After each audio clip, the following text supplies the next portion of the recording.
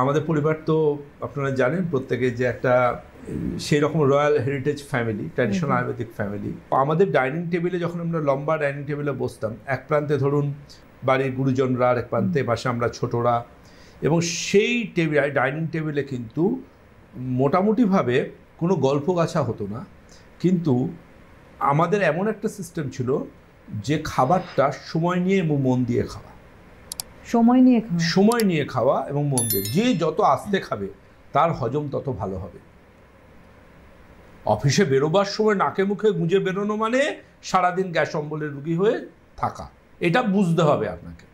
আপনি যদি সময় নিয়ে চিবিয়ে চিবিয়ে ধীরে সুস্থে খাবার না খান, আপনার এখান দিয়ে যে গ্ল্যান্ডগুলো রয়েছে, সাবলিঙ্গুয়াল, প্যারোটিড, ম্যাক্সিলারি, আমি বড্ড বেশি ডাক্তারি কথা বলি না, এই গ্ল্যান্ডগুলো থেকে যে হজম রস বা হজমের সহায়তাকারী লালা রসগুলো বেরোচ্ছে, সেগুলো আপনার মুখের খাবারের সাথে যদি মিক্সিং না হয়, রসগোল্লা যদি রস ছাড়া হয় খাবেন আপনি না, তাহলে খাবারটাকেও হজম করতে গেলে আমার মুখের মধ্যে, যে আপনি ভাবতে পারবেন না, হজমের সহায়ককারী আমাদের স্টমাক যা, তার থেকে অনেক গুণ বেশি আমাদের মুখের মধ্যে লালা রস।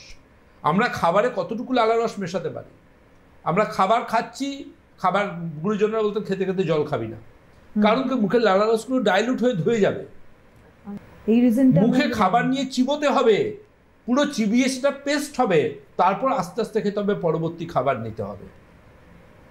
খাবারের পৃথিবীতে যাতে সময় দেন বা না দেন, খাবারের সময়টা বেশি করে দেবেন, তা না হলে কিন্তু কোনোদিনও আপনি পেটের রোগী, এই তকমার ওষুধ থেকে কোনোদিনও আপনি বেরোতে পারবেন না।